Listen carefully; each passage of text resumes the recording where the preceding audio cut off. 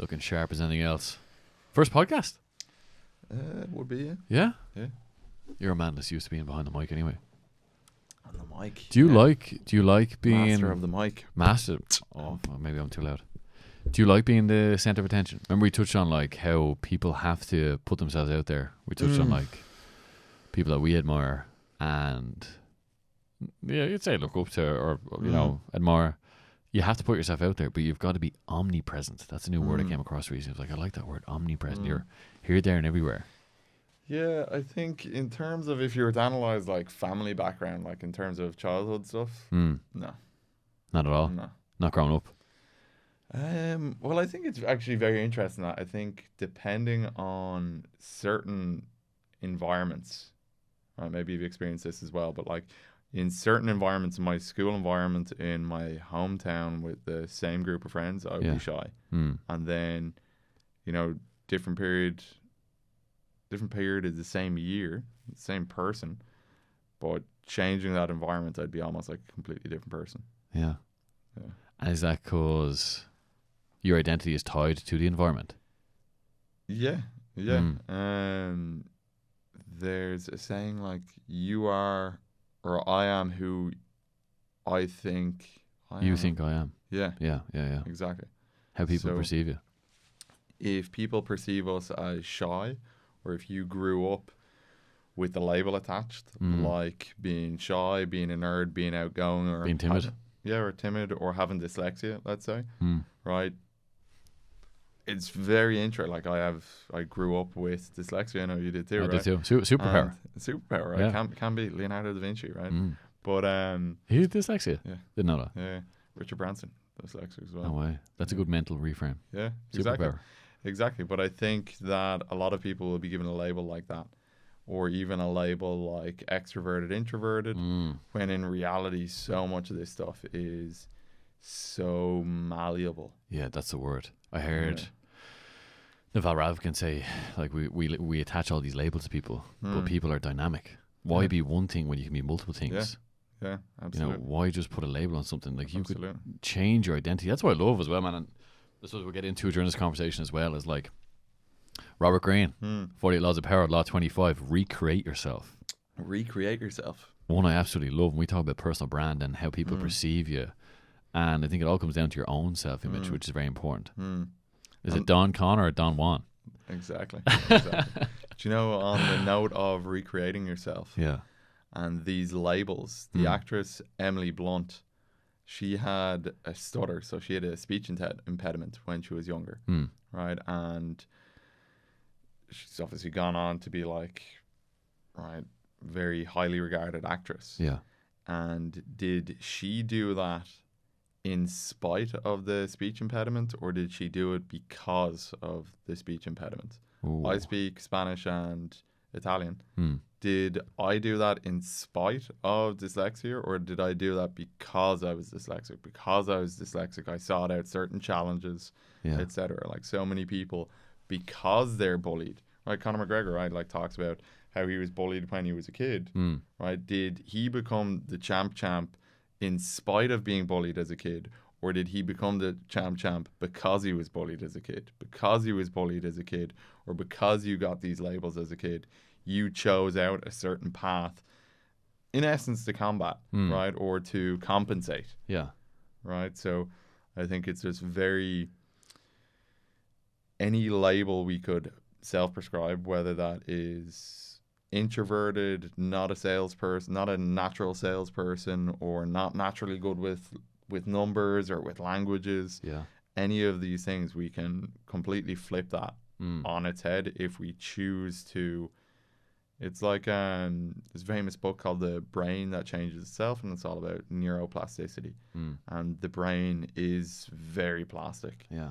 And what's sad is so many people stay in a cage of their own brain, their own beliefs, and their own mindset, and that stuff gets it gets conditioned into them at a very young age, and they will stay so limited for the rest of their life. Yeah, and your subconscious mind is always listening. And like you said, if you attach a label to something, you believe it enough.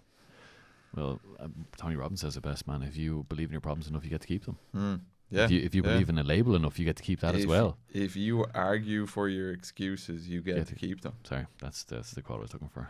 So good. It's so true as well. Good. But going back to that point you just touched on there about Emily Blunt and Mr. McGregor. So did they do it because in McGregor's case he was an outcast, he was bullied a small bit, or was he bullied? Well, let's just say just for we're talking about a story here anyway. But did he become the man he was because of it, or in spite of? What do you believe? I think because of certain early life experiences, we seek out certain knowledge, certain skills to compensate. Basically as a coping mechanism for that stuff. So a lot of people I work with, a lot of dating coaches, mindset coaches, relationship coaches, pretty much all of them didn't start out as like the golden tongue guy that could get any girl. Yeah. Right? They started out as the exact opposite. Which is the hero's journey, isn't it? Yeah, exactly. Yeah. It's the hero's journey.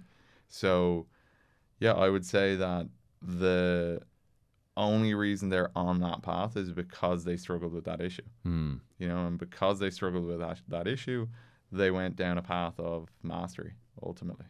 And that is so true, man. Like, I even think of, we always are very self-centered. We think of ourselves in situations when you hear stories like this, right? I was such a timid guy growing up. Not a lot of confidence. I'm not saying I'm oozing with confidence right now. Oozing. I like that word, oozing. But like, you develop these things because you had challenges and resistance earlier on in your life. You're like, these are the things I need to overcome to become the person that I want to be. And I think there is almost a bit of gold in that resistance, especially at a young age, where, like you said, them guys that are in the dating field, they didn't have the gift of the gab. They might not have been all that impressive growing up, but they're like, I've got a point to prove. And the only person I need to prove it to is myself at the end of the day. That is so important. The only point that you need to prove is to yourself, not to anyone else. And then once you prove it to yourself, prove it to the world. Show people, showcase to people, should I say, who you really are deep down. But that is great, man. That resistance, and that's the thing in life as well, isn't it? So true. And like, you need resistance to overcome and grow. Whether it's building muscle, whether it's like resistance to talking to women, going up and approaching women. That's something I've learned off you firsthand, Don Juan. Like, that's not easy. And man, it's so crazy. And it is just resistance, isn't it? It's the internal, like, forget about the outcome or whatever, but just getting past, getting your own feet to move and your own lips to move, you know, and try and stumble the words out of you. Yeah, and like, if it shows up in that area, it's showing up in other areas. Yeah. And you're like, how's your mother doing? You're from. We'll keep that story between us. Yeah, we will indeed. Mr. Matt Conway, how are you doing, sir? Doing well. Man, what an absolute pleasure it is to have you here. And I'm quite surprised myself that I haven't had you on sooner, but obviously you're Me too, man. Very disappointed. You're a man that likes to travel. We only know each other best part over a year as well. Yeah, through a mutual friend. Shout out to Mr. Stephen Kenny as well. But this friendship has definitely blossomed, and it's something I take a lot of value from, man. Take a lot of value. And often, I was thinking of this recently, right? We can love people for who they are and what they do in life. And I think most importantly is actually love someone, because I do love you, Don Con. Love someone for who they are firstly, before what they do. What they do is an added bonus, what value they provide to the world or what person they are. But deep down, at their core, love people for who they are before what they do. Because you think of, like, funny enough, you think of actors, right? People love them because they're a great actor, but they might not necessarily love them for who they are, which is a bit conflicting to the person. And you see all these big actors, even like Leonardo DiCaprio. Not that I know him personally at all.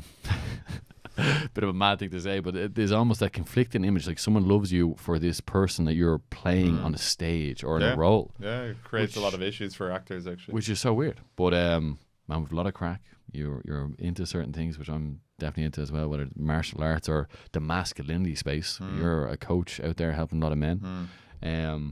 If you were to give a brief synopsis, I suppose, of your own background, how would you describe and portray your own identity? How would I portray It's a big question, man. Someone asked me. I don't like to blow my own horn, man. Well, not at all. Just give a title for what you're doing at the moment. So I work with online coaches and help them scale their business, primarily with focus on lead generation and marketing. Yeah, a lot of the guys, they might have an established offer and business already, or some of the guys might be completely new to the space. But generally, all the clients I work with will be in like the mindset or masculinity, dating relationships, marriage, fatherhood, but it's generally I coach men who work with men. And you make men a lot of money. I do. Yeah, I do. It's all about like the value that you extract from the market is in direct relationship to the value that you give to the market. That is. And I've had countless clients still, right? Like there's clients that I'm still catching up on. Do you know what I mean? That like I've taken them from a low point to a very, very high point. Yeah. And yeah, but because of those client results, it becomes easier to get the next client and the next client and the next client. So one piece of advice I'd give to anybody, whatever stage they're at in their journey, whether they're just getting started or they're at it for a while, is that the one thing that arguably matters more than collecting cash is collecting testimonials, collecting proof, collecting client results. Proof of work. Right? Proof of work, it's all about that win-win. Yeah. And people want to work with experts, and experts have proof. And you become an authority in the space as well. Something you touched on very important there is adding value to the world. Like you are paid, like you said, you're paid in proportion to the value that you give to the world. When did you begin to almost understand that concept? Because that is, I only came across it recently.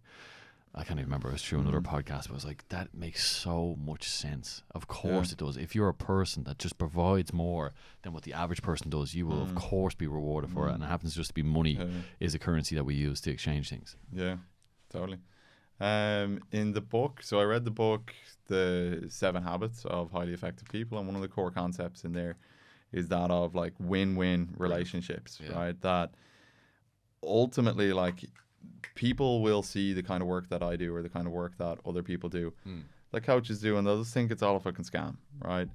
But they don't understand that like the world is small. Like the word would get out if you were just fucking scamming people left and right. Like you'd have a ruined reputation, right? We were talking about Robert Greene, right? And protect your reputation at all costs, right? That like if I scammed one client, that word would get out to many, many more clients, would get out pretty quickly.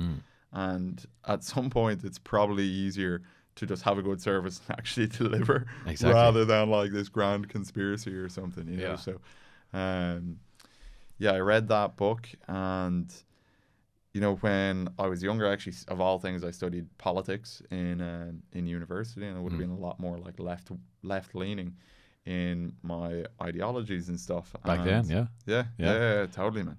Totally. And what would they have been, just to cut across you?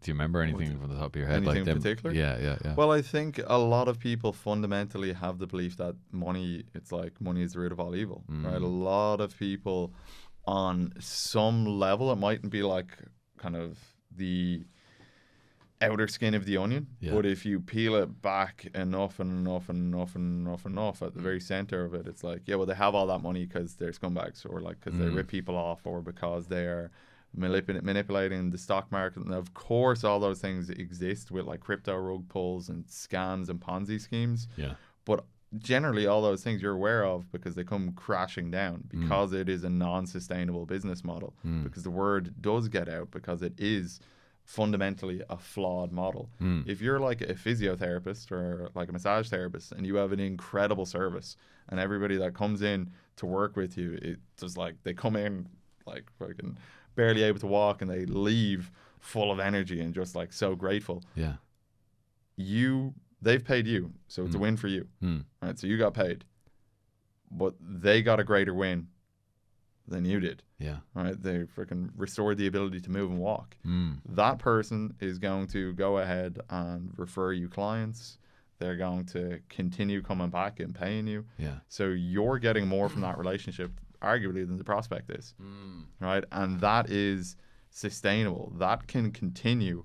Whereas if you just scammed that person and just like charged them and never showed up, they would never come back. So you've burnt that prospect. Right, rather than if you show up and deliver and over deliver, and you give the best massage that this person's ever experienced, and they almost feel like they had a spiritual revival, right, as a result of this, and you stayed back and you answered some questions, you gave them some exercises, and it was like an incredible experience for this person, of course they'll come back again. And right? refer you, or get more referrals to you as well. Exactly, right? And ultimately you're going to make more money as a result of that. So 7 habits, right, of highly effective people, one of those core principles in there is win-win. Yeah. And that runs exactly counter to so much of like left-leaning ideology that people who have money, and a lot of people will think that, say, and I've even hit against some of this with family members, that like they might think if I close a client for like 5 or 6 or 10 or 12 grand, they're like, oh, you got him good kind of thing. And I'd always be like, oh, don't say that around me kind of, you know? Because I just don't even like fucking that energy, you know what I mean? Because that's the thing. And they'll say that they're only messing, or like, oh, you fucking read into words so much, or this sort of thing. And it's like, your words are, right, your words... powerful. Right? Words are powerful. Respell that. Spell. Words, swords, right? Like your words, they can cut others, right? Or they can cut yourself. You can fall on your own sword. You can fall on your own words. And they are a direct reflection of how we're feeling on the inside. And a lot of people feel that, again, money is the root of all evil. So they'll believe that, like, you know, they shouldn't get started with online business or business in general because it's too competitive, because this, because that. But it all, again, comes back to that root belief that either they can't or that money is fundamentally evil. Yeah. And you know what's really interesting, as you touch on there, with that belief, people have to find references to back up their belief. It's like the legs of a table. Tony Robbins actually talks about this in Awaken the Giant Within. If you've got a belief about something, say for instance, the one you've just given there, that example, that money is the root of all evil, and you'll find examples why you can't earn it or why people scam, and you'll actually look for it. And we talk about that part of your brain, the RAS, the Reticular Activating System. And Tony Robbins says the best, man, whatever you focus on in life, that is actually your life. That is your life. So in this case, if you're focusing on that money is the root of all evil, you'll find reference points, should I say, which are like legs of the table, and you'll find the tabletop more, like it's just more examples of the thing. But going back to your point about win-win, and that was one of the first books you recommended to me. I was like, fucking hell, this book is like you said, you thought initially, I remember you saying this to me, you're on some psychedelic trip reading the thing. Like, it was unbelievable. And that win-win concept is so important, because also with that karmic effect, man, things loop back around. There's a great quote that I only read yesterday in The Laws of Success by Napoleon Hill. And he said, others dictate our reputation, but our reputation is dictated by our character, and we control the character of the person that we are. So if you're a good person and you do a good service, then people will actually, you know, sing your praises. That's testimonials, and authority is built up. Like, you don't decide your reputation. People decide that for you, but you decide your character, which influences your reputation. And that's a key concept to remember, because people always remember how you made them feel. They remember the lengths that you went to in your service, in your work. Everything matters, man. Everything matters in life, especially with people as well. They'll always remember how you made them feel. But that's definitely a key concept. A point you made there on the reticular activating system. So anybody that doesn't know, basically, as we move through the world, there's so much stimulus. There's so much happening all of the time, right? And the brain would be completely overwhelmed. If we just went silent for a moment, you would hear the hum of the fan. You would maybe hear like some echoes. Maybe you would hear a car outside, right? There's so much stimulus happening at all time that the brain has to filter information. And our brain will filter and distort what we see based on our beliefs, right? It will distort what actually we receive and perceive based on what we believe. And the reticular activating system is always filtering out things that are not deemed of importance and highlighting that which is deemed of value or potentially dangerous. All right, so we could be having this conversation right here, but if all of a sudden a fire alarm went off, right, your attention immediately goes to that. Right, if all of a sudden somebody opened the door here quietly and they brandished like a weapon or something, even if they were very silent about it, you could still hear me talk physically. I'm just as loud, but your attention goes elsewhere. And so many people, they'll have opportunities and chances and everything around them, but their reticular activating system will de-emphasize and defocus certain things because of their beliefs. How you're programmed, Exactly. Where attention goes, energy flows, as Energy the saying flows. goes. Oh, that rhymed. I didn't expect that all to rhyme. But it's you're on the money with it. Don Con is, of course, on the money with everything he says here, but it makes a good point. I love a good laugh. Man, you've got a great sense of humor. That's definitely one of the key reasons why I like being around you. You can't beat someone that's got good sense of humor. They're fun to be around. Energy, yeah. Energy. We'll touch on energy in a sec. But just going back to your point there about the RAS system, the Reticular Activating System. I remember the first time I actually seen Mr. Robbins once again. Like, he's the guru of all gurus. He's the leader of all leaders. But he was doing an interview or a podcast with Theo Vaughn, and he's like, look around the room and look for something red. And Theo, he's looking everywhere. He's like, I see red. He's like, brown, whatever. And he's like, find something good about the room, or find something good about your life. And you can go on and find something good about your life. But also, if you focus on the negative, if you're like, this is happening to me, and that's happened to me, and you're in a depressed state because of it, you can change that. Yeah. State change. Something I was dying to talk. Yeah, state control.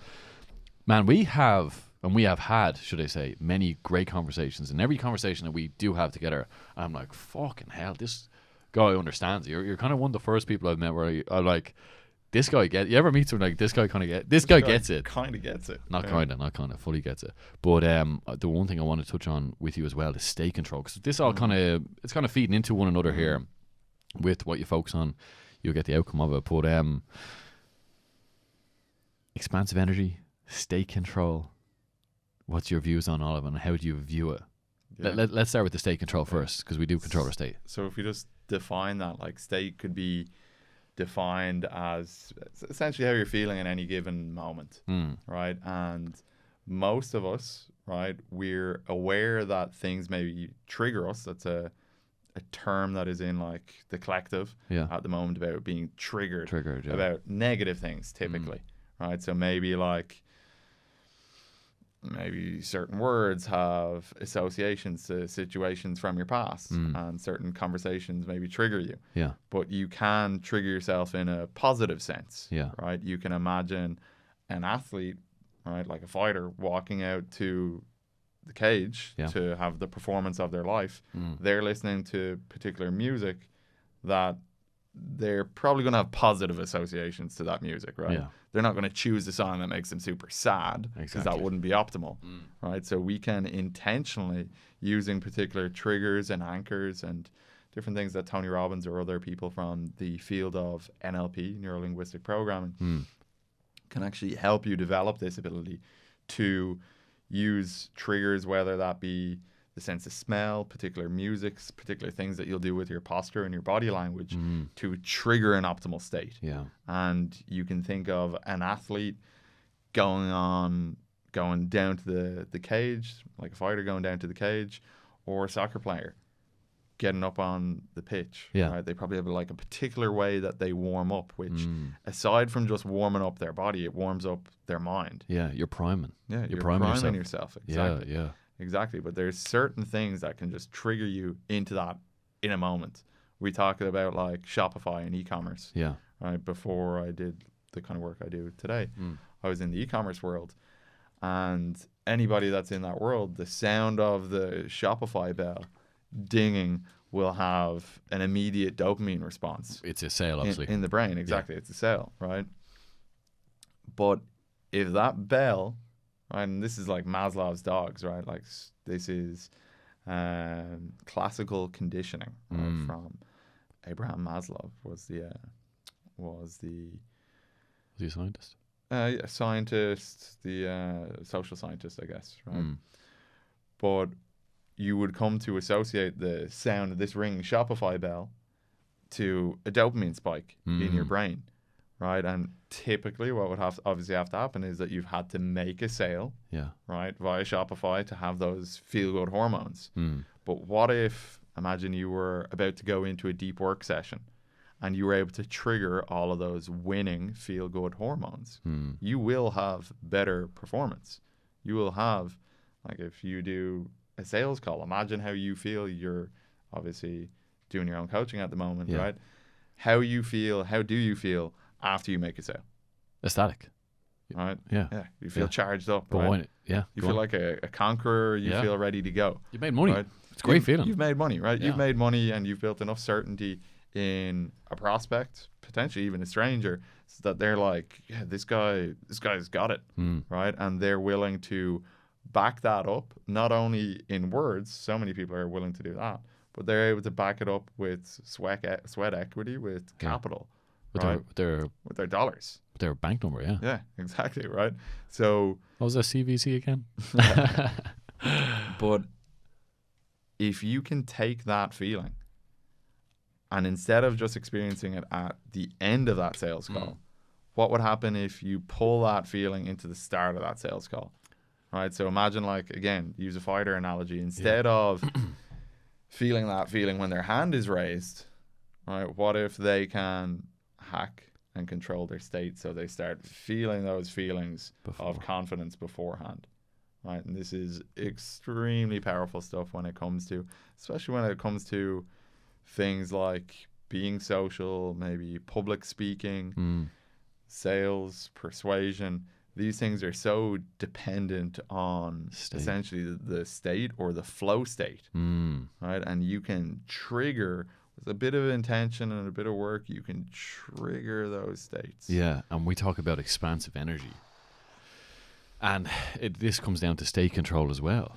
But the use of your voice and movement of your body will dramatically change your state. Now, I've noticed it through exercise, but only recently, we touched on it before we got going, even before the few sales calls that I've had already, I would chant the word yes, yes, yes, repeatedly for anywhere between 2 to 3 minutes. And I am charged. That's the only way to describe it. I'm projecting my voice outwards. Your voice is the most powerful tool on the planet. We talked about becoming a great orator. Yeah. I said the word right, orator, like a great public speaker where you can evoke emotion and change public opinion. Well, if you think just with your voice. Exactly. If you think about the people that have changed history for good or for bad, if we think about a Martin Luther King, what was he? He was a speaker, right? People didn't follow him because he was a pastor, because they followed him ultimately because he was a powerful speaker. Yeah. Right. Unfortunately, if we look at somebody like Hitler, it's the same thing, because they're a powerful speaker. Like, people follow speakers into battle. Yeah. Right. And like literally sacrifice their own lives and stuff. It's incredible because they're moved by them. What an incredible skill. Right. What an incredible skill. What an incredibly powerful skill. Yeah. And who would you say is the greatest speaker of our time currently? Of our time? Answer that question. I'm just going to check everything that's working behind the scene. Yeah. Well, I think it's pretty undeniable that somebody like Andrew Tate, who blew up primarily using long-form content, just on the basis of his views and his manner of speech, I think it's pretty difficult to argue that he isn't an incredible speaker. Right? Like him or love him, everybody was captured by him. Captured. Absolutely captured. And he's still an incredible speaker now, obviously. And his brother's an incredible speaker. And why are they in a position of power? Why is Martin Luther King in a position of power? Why is Hitler in a position of power? Why is Andrew Tate in a position of power? Why did McGregor eclipse the UFC? Yeah. They had just, there's something about the human voice that can change people completely. Like you said, people go to war. Exactly. Imagine Genghis Khan giving a speech, and then the whole Mongolian army are like, I'll die for this. I'll die for this man. Or Napoleon. Yeah, each of these. Or Alexander the Great. They have an incredible ability through the spoken word to paint a picture of what the future could look like. This is exactly what Trump has done. Right, it's casting a vision of the future, making America great again, right, or escaping the matrix, or a strong Germany, and Germany unified with Austria, right. Even Obama would change, right. All of these people, they paint a picture or a vision for the future, and they have a vehicle to get there. So in the case of Martin Luther King, there is nonviolent resistance. In the case of Andrew Tate, there's his courses and his products. So you've got the vision for the future, the vehicle to get there, and then ultimately all of this is driven by the charismatic leader themselves. Right? So there's no way about it. Like, the person themselves, charisma is like a neutral trait. Somebody could be like a good person or an evil person, but still be extremely charismatic. Right? So it's undeniable that anybody that has changed the world, right, like negative people that we can think about from history, it's undeniable, even if they were evil, it's undeniable that they were charismatic. And they have this ability to paint a picture for the future and galvanize people around it. And that's exactly that framework. So we said a vision for the future, a vehicle to get there, and the charismatic leader.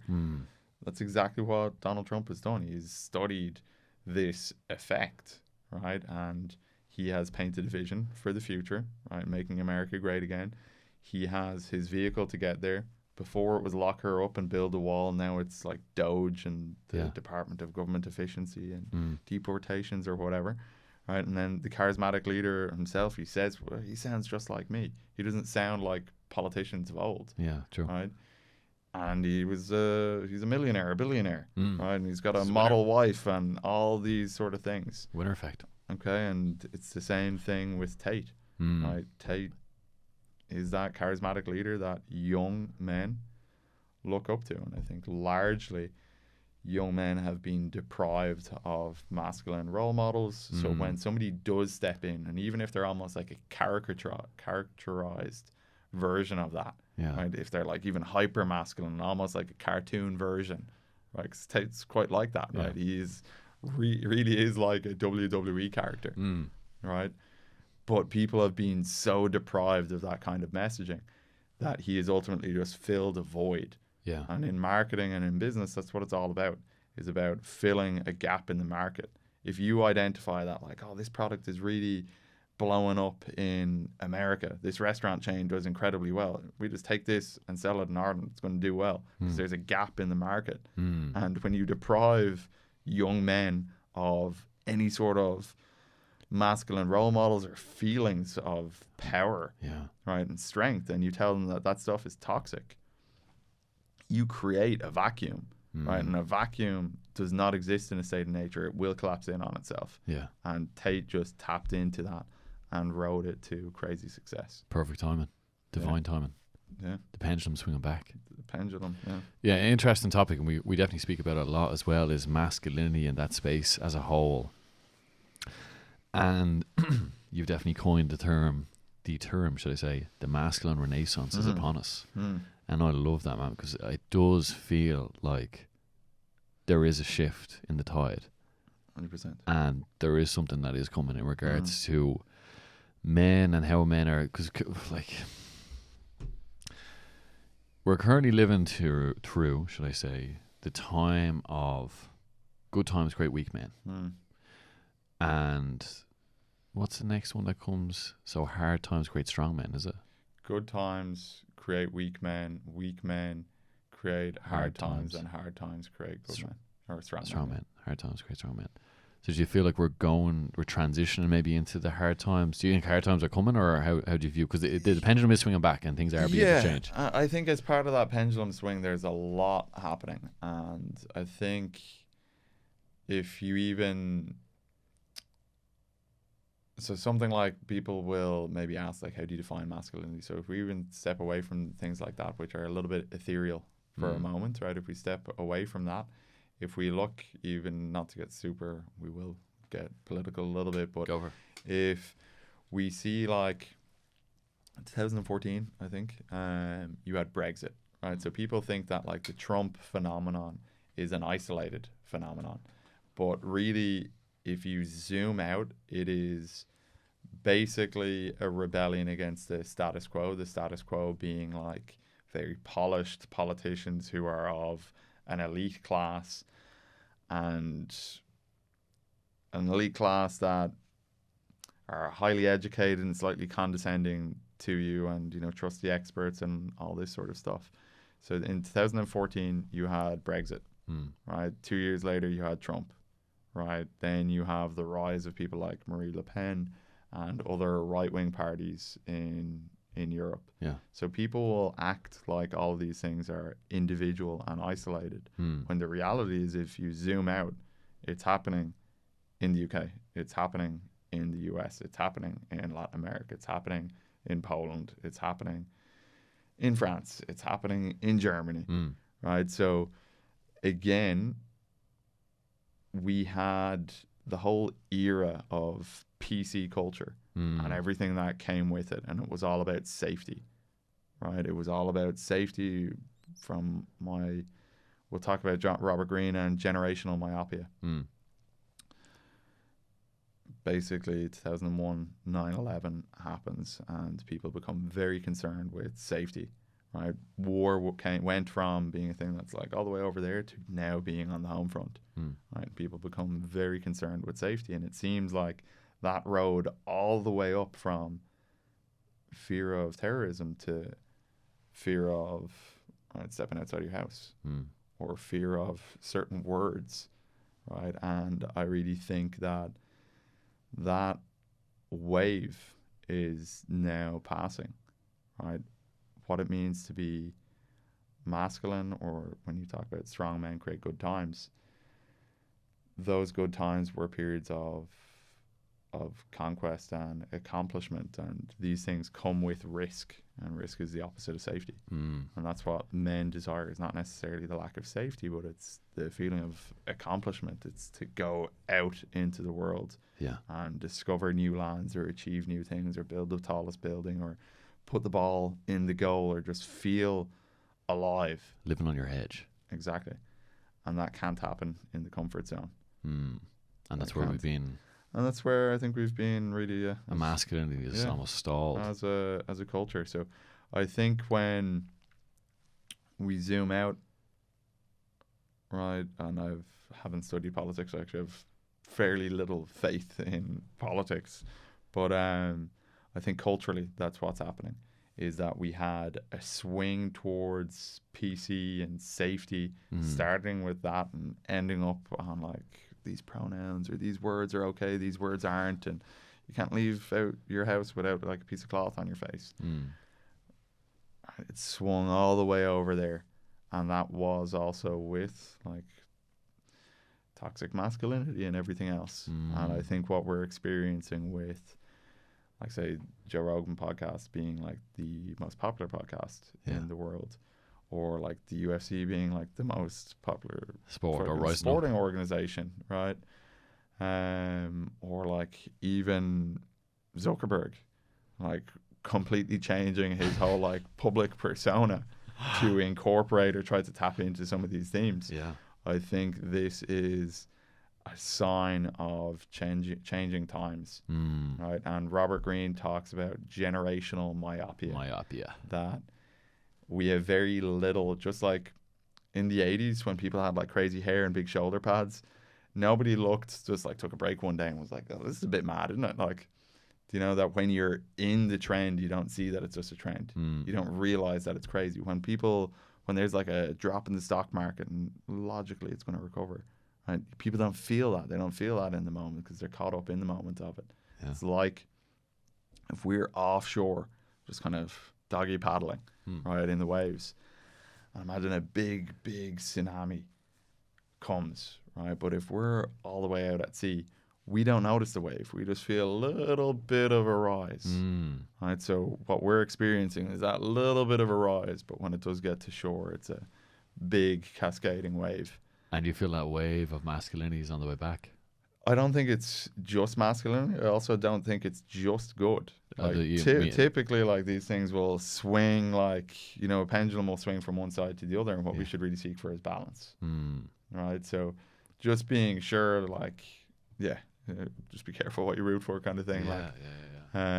But I do think that times are changing, and I think we're seeing that in real time, right? We're seeing that in the outcome of elections. We're seeing that in politics. We're seeing that soon enough that will be reflected in almost everything. Yeah, because the world does need stronger men. Yeah. And also better role models for men. Yeah. And like you said, you touched on Tate earlier on, there was a huge gap in America where there was no strong masculine male role model. And like you said, it was happening during COVID. I think he got very big, didn't he? Where... And who did he get big among? Young men.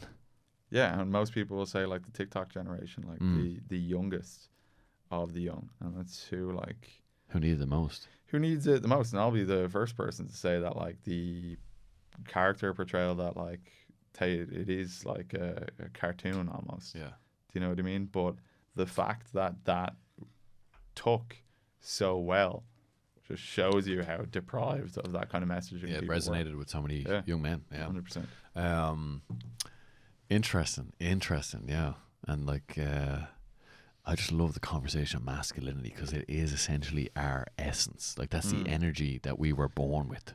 Yeah. And to deprive yourself of not becoming a masculine man, I think is a great shame, because you'll only truly fulfill whatever the purpose or mission or whatever you're meant to do in life when you lean in and grab your balls and just go, we're going to just take over this world. Because you touched on the word conquer earlier on.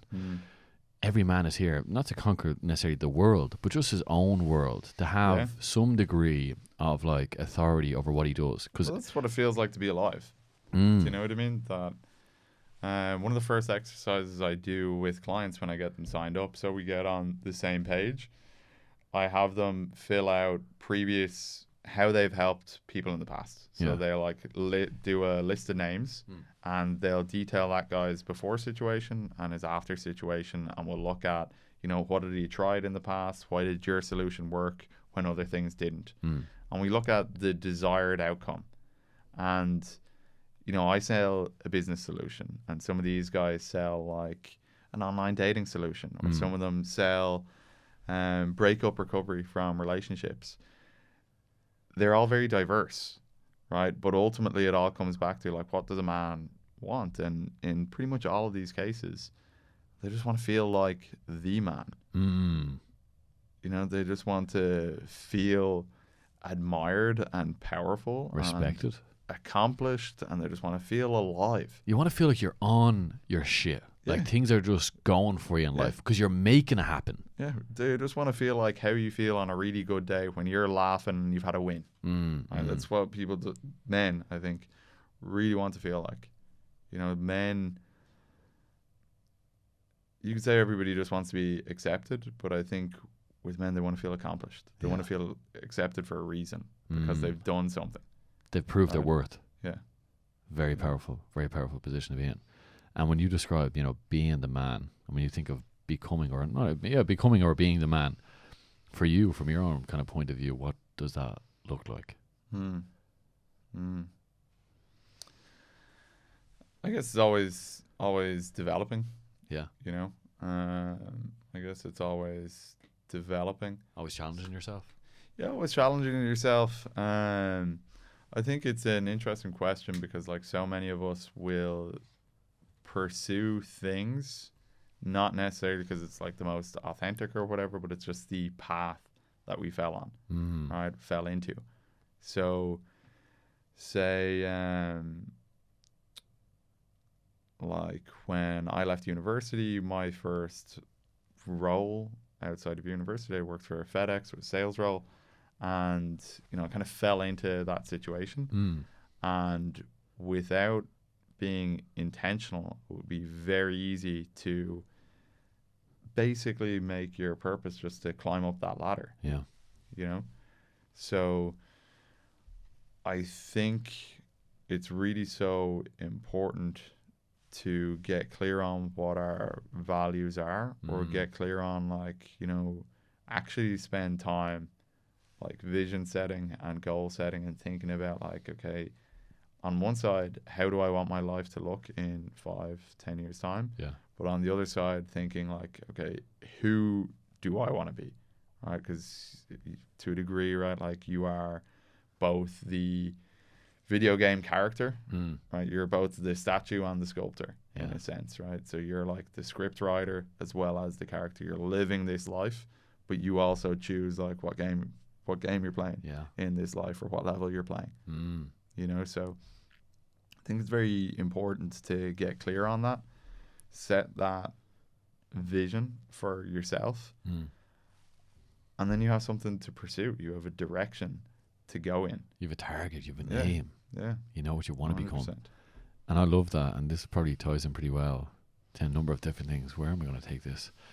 Firstly, I want to say, you decide either you live life by default, and that was you kind of in that FedEx role where you could have climbed the ladder there, where you're probably like, this isn't for me.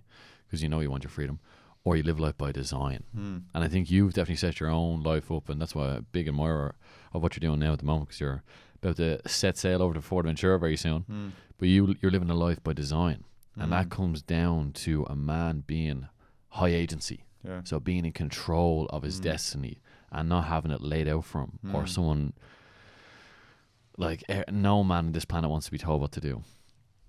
And you've got to find the strength deep down to map out your own plan, or that will continue to be the rest of your life. And it's a very degrading position for a man to ever be under instruction of someone else. Men seek freedom more than anything in life. The same way women seek love. Men seek freedom. That's why we say we want to kill the opponent on the other team, or we made a killing in our sales, or whatever it might be. It's like we're always seeking freedom, but also we like to feel, because we feel empowered by it, control of our destiny. And that comes down to that kind of pendulum. Are you living a life by default, where it's out of alignment of who you are, or have you designed and sculpted, like you said there, the character that you want to become, and then you're just playing it out in day-to-day living? But that that's so crucial to understand, because I didn't understand that for so long. Yeah, and I think for a lot of people, like, it's very difficult to build a life of intention, or build towards a series of goals and things that matter to you, if you've never done the work to get clear on like what you value. Which most people haven't, right? Like, you don't come into this world with like a checklist of like, right, this is what matters to you. Yeah. Do you know what I mean? Like, that is for you to discover, but it's probably never a conversation you've ever had with anyone. You know, so how have you helped yourself discover that? Well, Robert Greene talks about, I think it's in the Laws of Human Nature, talks about taking time to reflect, right? And total transparency, like, I read this book after I was on the journey that I'm on, but he recommends taking time to reflect on your childhood years and think about, like, what did you have natural and inherent drawing to? What did you have? What were you magnetized to? So think about, I'll tell you now in a sec, but think about in terms of like sports or physical activity, or like, you know, even in terms of like the video game characters in certain games that you would be drawn to or have affinity to, or particular types of films, right? If you were, you know, as a kid, like, there's all the Marvel superhero stuff, like, that didn't appeal to me, but like Indiana Jones was like the cool guy. You know? Indiana Jones is like going around the world. He's in the fucking the jungle, adventure, climbing, exactly, mission. Adventure. You know, so for a period of my life, adventure was a big driving factor. And I traveled a lot, and I learned different languages and moved around the world and things. Adventure was a big part of it. But we do have almost like the Jungian archetypes, where we do have different almost energies, I think, that we can tap into. And for me, one of those was the adventure. And that's one of the archetypes, is it? No, not necessarily, but I think, like, if we each maybe individually have particular archetypes, one of them being like the adventure side of it. The adventure kind adventurer, and then when I was a kid, like, it's interesting, we've talked about this before, like, I used to, like, for drill sergeant as a little kid, like, I used to get other kids put down like cones and like chairs and stuff, and get people doing like drills and like put the ball here, then fucking do the turn, and all this sort of stuff. Which plays in so much to what you do nowadays. Coaching people. Coaching and coaching, stuff. That's quite interesting. But I think, it really comes down to that, like, how can we build a life that is aligned if we don't know our values? Like, how can we choose a partner that's right for us if we don't know ourselves? Right? How can we choose a career path if we don't know ourselves? So having some sort of practice that you develop that connection with yourself, or give yourself permission to just fucking experiment and find with a lot of different things, and travel and try different jobs and embrace failure. So many people, like, they won't do those things because they'll stay inside their comfort zone. You mentioned about like high agency, like the path that I'm on at the moment has taken like a lot of experimentation to get here. You know, I went to university to study politics, of all things. Got 2 years through that, and I was like, oh, where the fuck is this going? I had no clue. I got into a sales role with FedEx, I was sitting beside a South African guy that was into crypto. I got into crypto from there. I was learning Spanish. I decided I want to travel the world and be an English language teacher. So I did an English language course, and then I went traveling, and then I realized that I wanted to make online money because being an English language teacher doesn't pay shit. Yeah. And then I started doing e-commerce. I do jiu-jitsu, so I was selling stuff to jiu-jitsu athletes. And then that didn't work out. I dropped all of that. Crypto market crashed. I ended up working in Google and doing that. Then I become a high-ticket closer. And then from there, I end up doing the work that I do now, which it all maybe has some coherence in hindsight. But at the time, I was just going in the direction of different things that were of interest. Yeah. Right. And so it's somehow worked out for you. It's worked out, but I think through all of that experimentation, some of those things weren't right for me. Like ultimately, I did make money.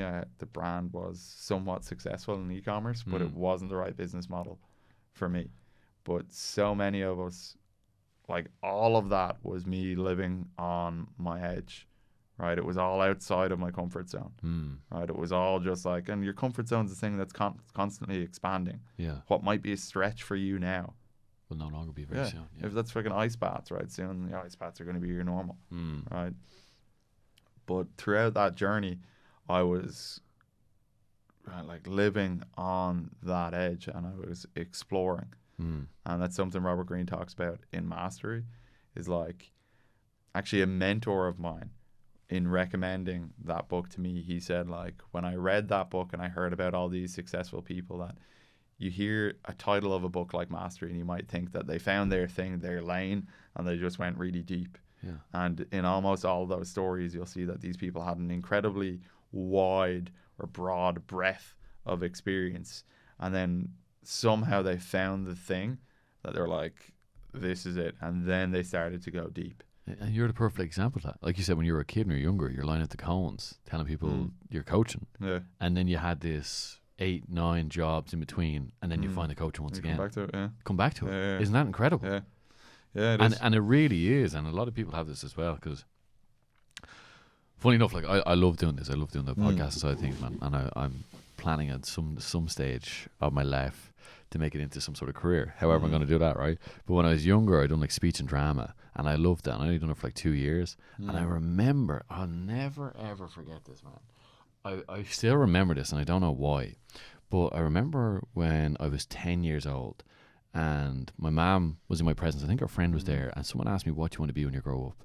And I said, I don't know. It didn't go through my logical brain or any emotional side of me, but it came out of me, and I said presenter. I don't know why. I have nothing to back that statement up. It just came out of me. And funny enough, I get so much love and joy out of having great conversation with great people like yourself, Don Con, or Don Mon, or international man of mystery.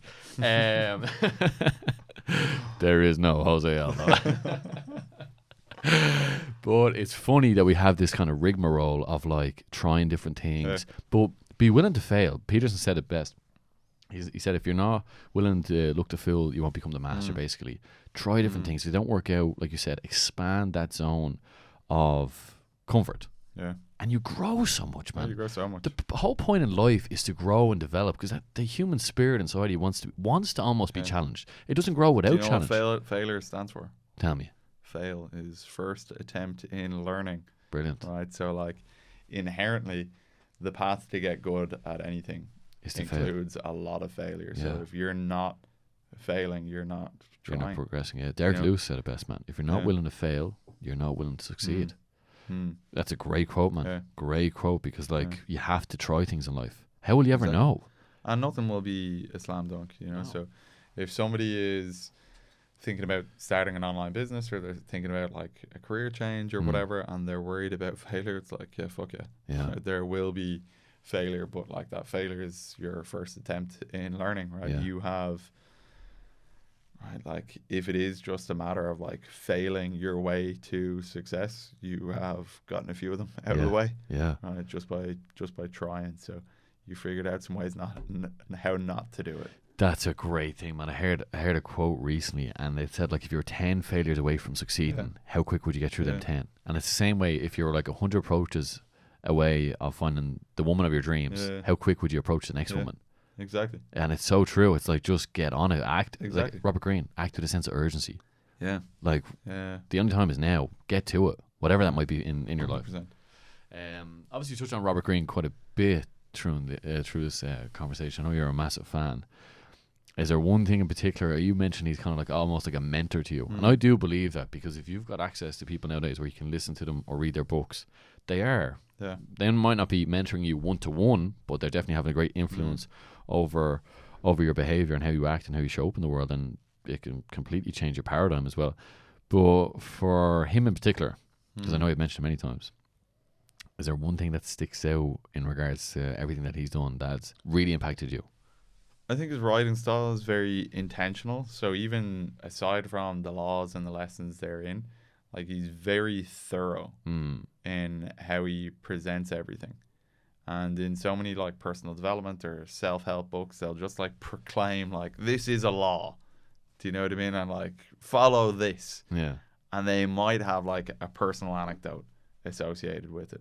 But everything is so intentional in Robert Greene's books, and he'll have like 200 years of history to back up every point he's making. Yeah. Right. So there's so much authority brought to the argument. And it's not him just flexing his authority of like, well, I'm a fucking best-selling author, so you have to listen to me. He's like, no, here is an example, here's another example, and here's another example. Yeah. So I do enjoy his writing style a lot, and how intentional and well-researched he is. PBD said that like, he doesn't read Robert Greene, but he studies Robert Greene. Oh, interesting. And I think that's the attitude that one should take to his work.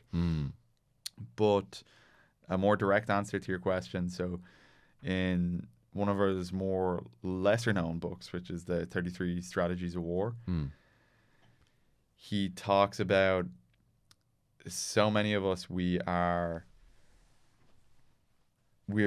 stuck in a cycle of reacting, right? So we're always on like the back foot, right? Something bad happens and we're putting out fires, right? And we're so like just one crisis away. We never really take our head out of the sand and get the big picture view of things. Yeah. We're always just like putting out a fire here. Oh, I have to go. I have to do this. I have to do this. I have to do this. So we're never ahead of the game in life, right? So he gives an example of Erwin Rommel, who was the tank commander, the German tank commander in North Africa. And Erwin Rommel was smoking the English and the Americans, destroying them on the North African front. And one thing that he would do is physically raise himself above the situation. So there's the plane of the battlefield, and you can think about this visually and how the analogy actually applies to your own life. That there is the plane of the battlefield, or the plane of what's happening.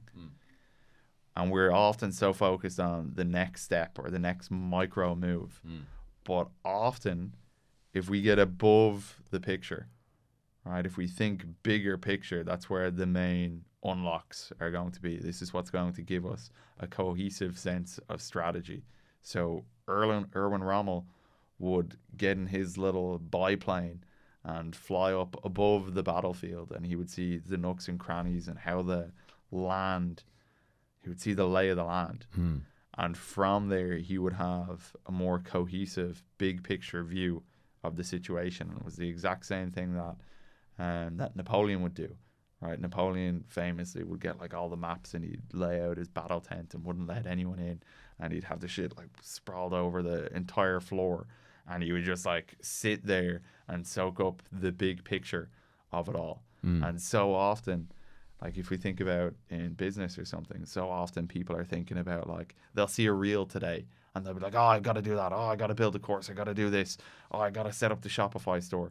They're reacting to everything in the moment. They don't have a battle plan for their success. Strategy. What they need to do is put all that down and zoom out and look at the big picture. And from that big picture, focus on the 80-20 principle. What are the few things that are really going to move the needle? Yeah. And if you're in business or in the coaching space, ultimately you've got marketing, which is about getting attention, right? Turning that attention into leads. And then you've got sales and conversion, which is converting those leads into clients. And you have delivery. Right? Nothing else, if you're like below hundreds of thousands, nothing else really matters. Yeah. You just have to have a good product that makes people happy. You have a means of getting attention, turning that attention into leads. And then ultimately, and so many people don't like this, you have to be able to sell those leads. King of all. And I think the reason why so many people don't like sales is because of resistance. We can talk all of this game about mindset and value and affirmations, but when you're in the heat of the moment on a sales call or in that environment, there's the opportunity to be rejected. And that frightens so many people. And as a result, they'll just try to do everything but focus on the one thing that matters most, which is sales or being able to convert a lead. Right? You could have everything perfect. You could have a viral marketing campaign, hundreds of thousands, and I've had clients like this. You could have literally 100,000 followers. I've had clients that have 100,000 followers. You could have all the intention in the world to like be the best coach in the world.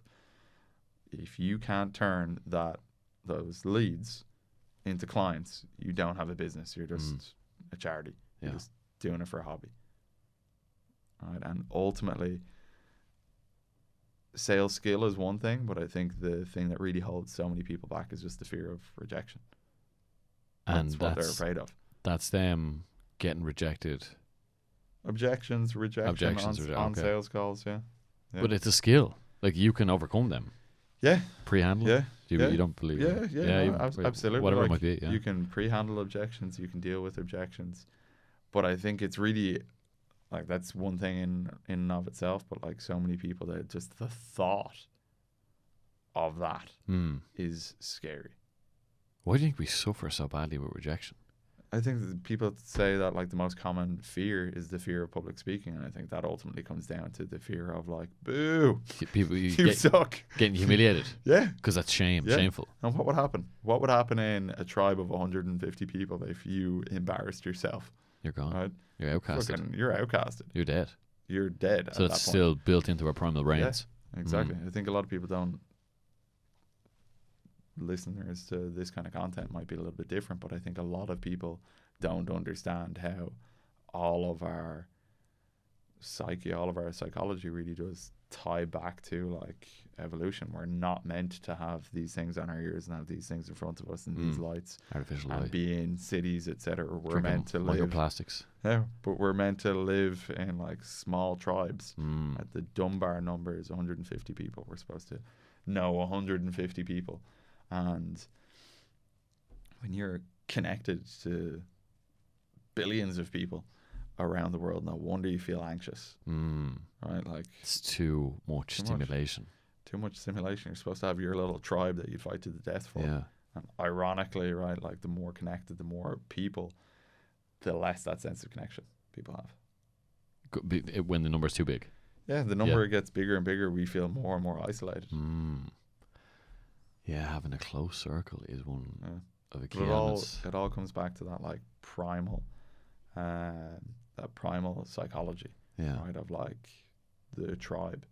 The reason people have fear of public speaking is that like only the king or like the leader was supposed to be the speaker. Do you know what I mean? So if you start like trying to tell jokes and be the funny man, and he finds out, well, you're getting chopped off. Yeah, you're out of the tribe. Or worse, if you fucking go over there and try and chat up that bird, and it turns out to be someone's wife. Yeah, you're out of the tribe. So this is why we have this fear of approaching, or this fear of rejection, or fear of sharing our opinion.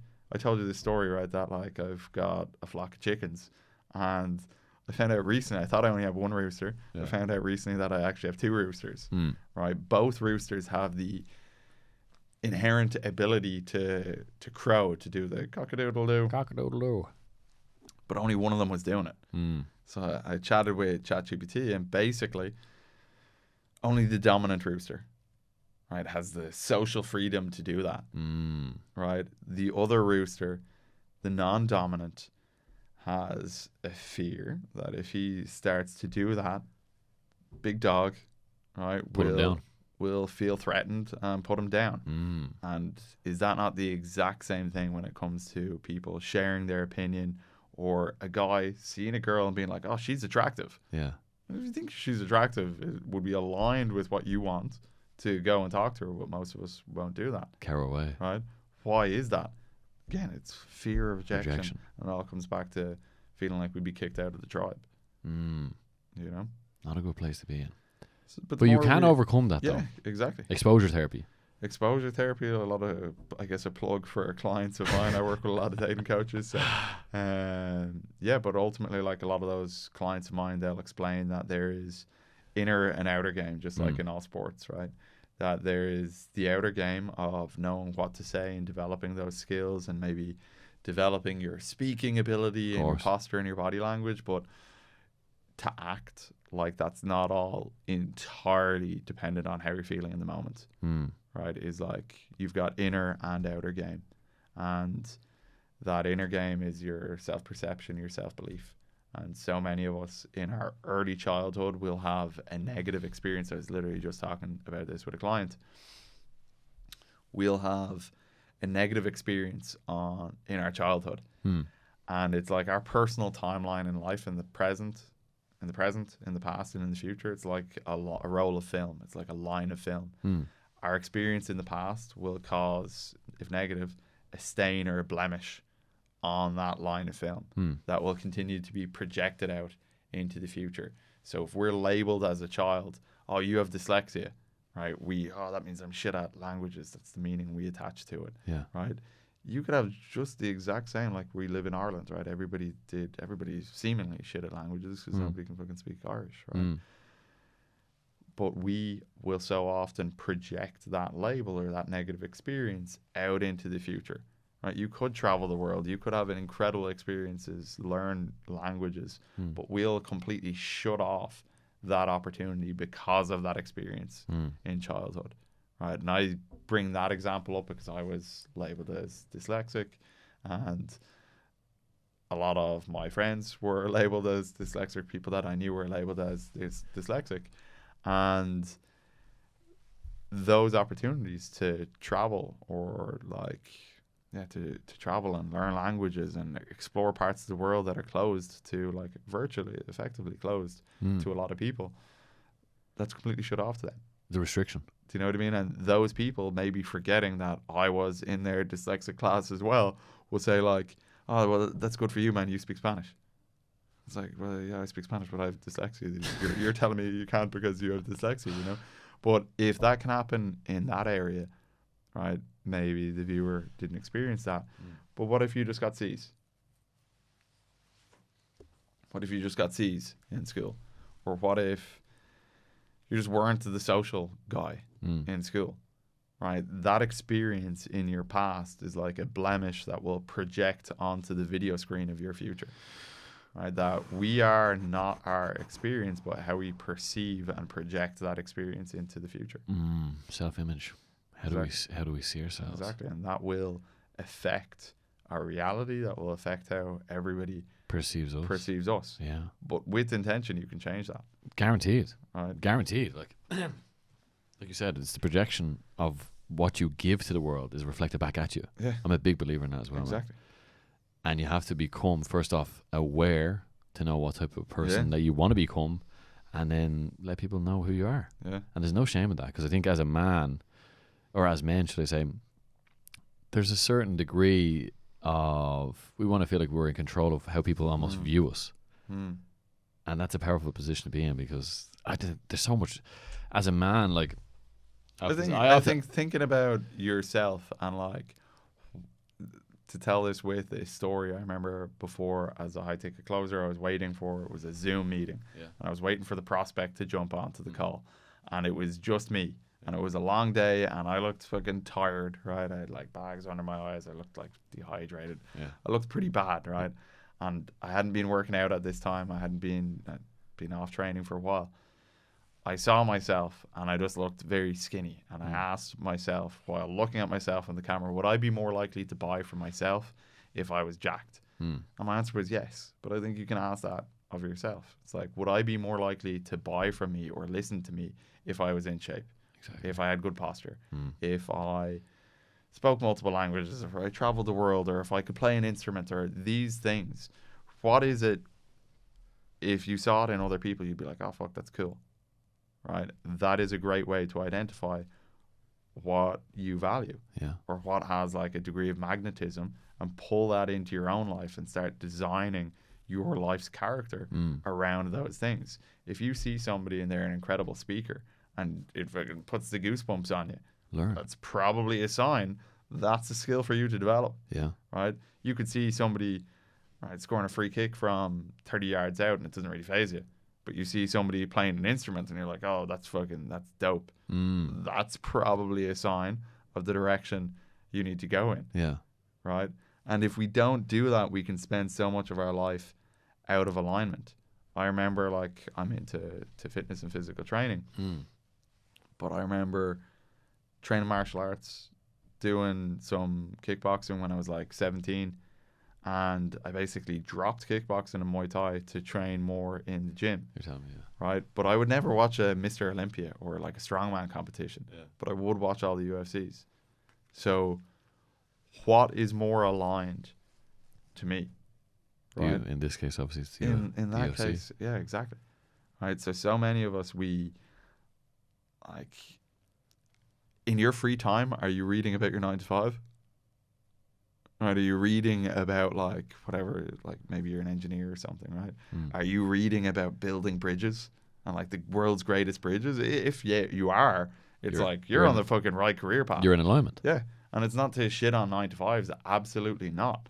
Like, if you have a passion for that, right? But people, I think, will hear words like passion, and it's just not very definitive, right? But in your free time, it's like, where in your free time or as a child, where were you drawn? Where is this? What lights you up? Yeah, exactly, right? And when you see this in other people, when you see certain things in other people, what do you admire, right? And then start developing yourself in line with that. And then become the person that you would admire. Exactly. 100%. That is the most important thing. Who do you admire? Become that person. Embody it. Yeah. Embody it. And as long as you're on the path. Right? As long as you're on the path. I remember thinking with jiu-jitsu before, when I was new to the sport, being like, oh, I'd love to be a black belt. I'd love to be a black belt. I'd love to be a black belt. Ultimately, what would a black belt do? Just train. Constantly. Just train and keep training. Yeah. Don't stop training. So what is holding you back from doing that right now?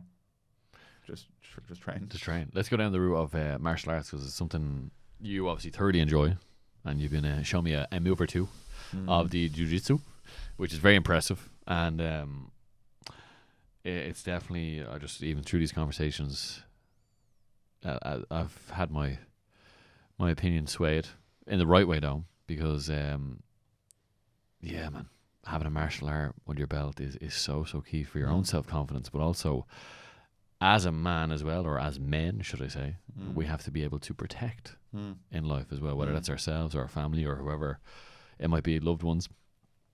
Why do you think it's essential for all men to have some sort of combat sport or skill where they can defend themselves in life?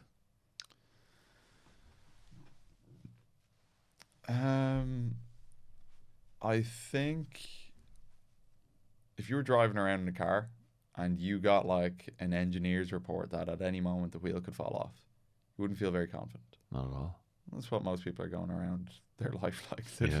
They've never tested themselves. They don't know how to. And it's not to say like that even like years of experience doesn't necessarily like protect you from a knife attack or some shit like that. But on a day-to-day basis. Yeah, just knowing that like you can survive moments of adversity, or just like if you train martial arts or you do, especially something that is martial art, like a skill-based thing, but if you box or you do any of these things, you're going to be tested, and there's going to be moments where you could give up tap easy, or like skip out on rounds, or you just know yourself that like just kind of mentally fold here. Yeah. And it happens, right? But to go through that And like there will be moments where you don't do that, and like it's just little fucking mindset calcifications that are happening of like, yeah, I don't give up on myself, so I fucking never give up, kind of thing. And I think if you like, I think there's a reason why in ancient Greece and things there was almost like a protocol to develop the citizenry, right? And it was things like oratory, right? Studying philosophy. But before you could do any of that stuff, you had to develop yourself physically. And in the modern world, we have developed, or we have deviated from that model. That model was, yes, training in the gym, but the gymnasium served to develop the physical body of the warriors, right? And they also trained the skill. And today, so many people want to train the body to look like the warrior, but without the skill, right? And as a result of doing that, you don't get all of the somewhat like spiritual development that comes from the repetition and the practice of the skill. You don't get the personal growth that comes from the skill. Because that's built into our psyche almost. That warrior archetype. Yeah. Is built into the male psyche. Exactly. And if you're not tapping into it, and part of it is loss, right? Like, so the other thing I think is that in something like going to the gym, which not to shit on, but it is a personal journey, and people say like it's you versus you, but when it's you versus you, you never lose, right? So most people are not comfortable. They cannot like challenge the juice head that is yoked, that is the biggest guy in the gym. People will often think that like, oh, you go to an MMA gym or boxing gym or jiu-jitsu club, that like these guys are going to be like muscle head assholes, right? Like, no, it's not like that at all. They're the most open, the most welcoming, most humble as well. Yeah, the most humble people. It's like it's pretty difficult to have an ego. Like everybody gets got, right? Everybody gets tapped out, you know. So yeah, so like there's no real undefeated, like you take Gordon Ryan or like the best athletes, like they'll fucking be tapped out in training, like for sure. So yeah, I think it's so important to be exposed to loss and have your ego checked. And the way that physical culture is today, with that kind of warrior skill aspect separated from the physical development, people will hone in on the physical development. They will build a body that looks like the warrior, but with the absence of all those internal lessons that come through the martial arts. Yeah. And if you think of great movies, especially one in particular that sticks out in my mind, is Troy and Achilles. And he's a warrior. He's a warrior of a man. You know what I mean? He's tapping into that. I think that's a big part of our masculine essence. That doer, that goer. Yeah. And I like the way you not almost, should I say, the way you defined it there. It is a spiritual pursuit as well. It's built into us. And I feel when we neglect it, we don't fully embody what it means to be a man. And I remember this so well. The only experience I've had with martial arts is when I was living over in Scotland. I was coming kind of towards the end of my time living there. But for 4 months straight, I trained Muay Thai. And I was a very timid, not very confident guy growing up. And I remember at the time training, you're in like a small room, it's all padded out, and there's like 30 guys in there, and you're holding pads for each other. You'd switch from holding pads to hitting pads. I remember this guy, man, he's like 110 kilos. He was an animal of a man. I remember holding the pads in, you know, he'd hit it, he'd leg kick it, and you'd go flying back, but you're like, fucking, I want more. And you'd lean into the next kick and the next kick. And I remember one morning before I woke up for work, I had a dream. And in the dream, I was shouting back at people and defending myself for the first time in my life. And it invigorated me. And I remember the alarm went off at 5:30 and I jumped out of bed and there was adrenaline running through my veins. And I was like, it was almost like an epiphany. It was an awakening that happened. That's integration. Yeah. But that only happened because I was in that environment where I was exposed to that kind of warrior energy. And like you said, man, I think you phrased it very well. It's a spiritual experience. Yeah. But that is integration. So like, the different archetypes are part of the masculine, but certain archetypes are encouraged and certain archetypes are discouraged. Yeah. So we end up out of alignment or with certain aspects not integrated. So certain characters in the media, in rap music, like a Russell Brand type of character, like the lover, right, might be emphasized, right? It might be kind of celebrated to a degree. Right? Think of like rap artists and stuff. Whereas the warrior type character and energy will be labeled maybe as toxic, right? The man with that energy integrated through using martial arts has no need, right? No desire to start fights on a night out. Yeah. You go out to Coppers or like Hardcore Street or something like Saturday, you see guys getting in fights and all this sort of stuff, right? That is people that feel insecure regarding the masculine because it's not integrated. So they haven't integrated. That makes a lot of sense. Yeah. 100%. Right? Somebody that is like has that integrated, they've got some practice to some sort of personal practice, whether that's martial arts or even something else, where that energy is flowing and they're channeling it. Yeah. They've no need to like prove a point. Oh, you're looking at my bird, or like, oh, it didn't hold the fuck. Oh, you spilled your drink. It's just like what, like, you know? Yeah. And like that masculine energy is so grounded and centered. You're not going to get triggered by like nothing's phased by it. Yeah. I love that kind of stoic way that kind of ties into just being a grounded and centered man. But it's so counter to what people may believe. How people are like propagandized around that. People will propagandize like, or people have the image that people that, oh, like if you do all that, it's because you're violent. Do you know what I mean? Like, or that like, what's wrong with you that you want to do all this violent stuff? And it's like, no, it's not that at all. You become like, a better man because of it. You become less violent. Exactly. I guarantee, like the abusive partner that feels a sense of control by abusing a woman, right? He's getting that sense of control not through exercising of the masculine, but by abusing a woman that is unintegrated masculine. Like people that feel the need to bully in school, for example, they, right, like it's mother's advice, right? They're the most insecure of all. If they're trying to make other people feel small so they feel big, inherently it's that piece. It's the masculine that is missing. They probably grew up without a father. Right? They've probably grew up maybe with an abusive father or somebody that didn't make them feel big. Empowered. Right? So these things, crisis of masculinity, how much of that would be solved with a culture of, or some sort of like, essentially martial arts training. Yeah, I think it's so key. Discipline, progression. Yeah. There's something you touched on very key there, like good role models and that integration of like a man will abuse his partner when he doesn't feel that he's actually in his masculine essence. And I believe what I'm starting to kind of formulate thought around is like men can develop biologically to look like men, but men may not necessarily develop psychologically to be like men. And we have this lack of integration here, and it talks about it in that book, The King, Warrior, Magician, Lover, where to go from boy psychology to man psychology.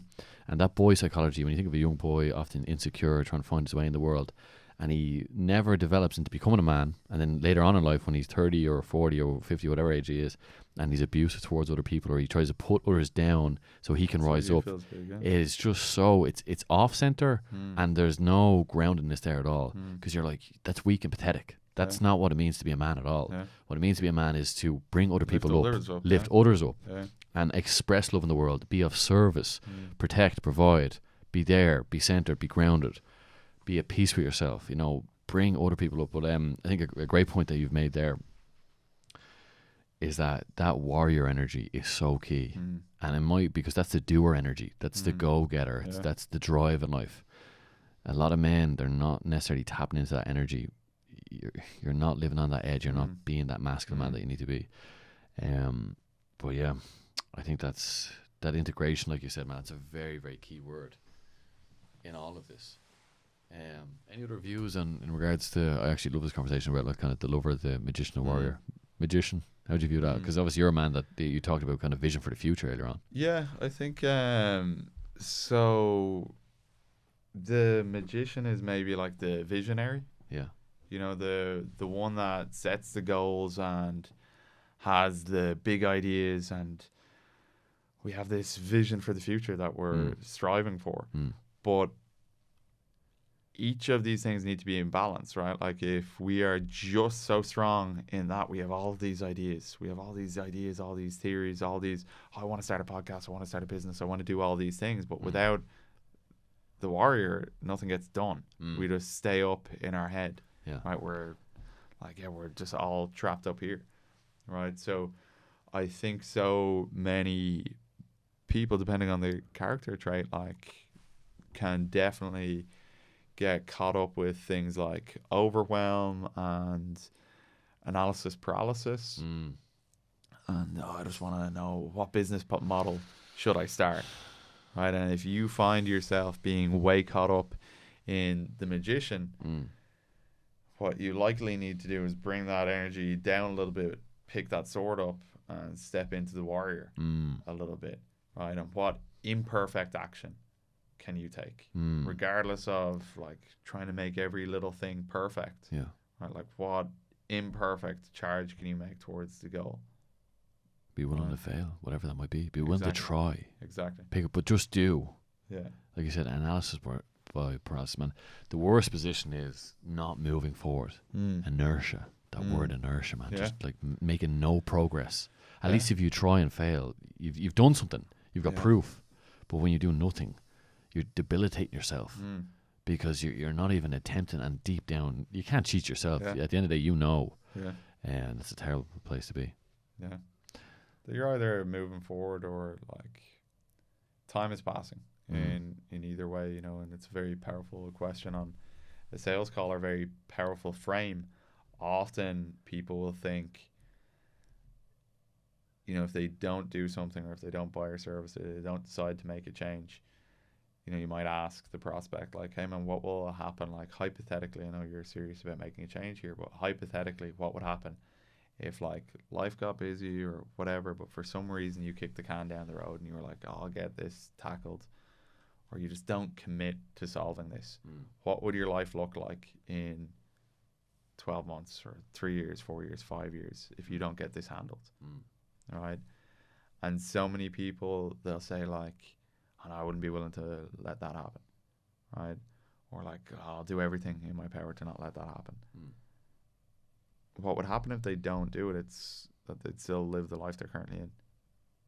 And so if that's not tolerable in 12 months or 5 years, why is it tolerable now? Why is it tolerable now? Right? And it's because people will stick their head in the sand and they'll think like, oh, well, when I have the money taken care of, then I'll start doing the training. Or like, when I do this, then I'll do that. Or when I achieve this, then I'll be happy. Kind of stuff. They just don't do an honest assessment of where they're at now. Self-reflection. Self-reflection. 100%. Very important. Mr. Conway, it's been a pleasure. As always. As always. It always is. As always. It never has not been. Tell me, if the listener is looking to find out where you are, where do they look? Instagram, YouTube, Matt Conway. Search me up, you'll find me. Deadly. Don Con or Don Juan or International Man of Mystery. You've heard it all. Hope you've had a cracking evening and all the best. Bye-bye. Peace. Cheers. Boom.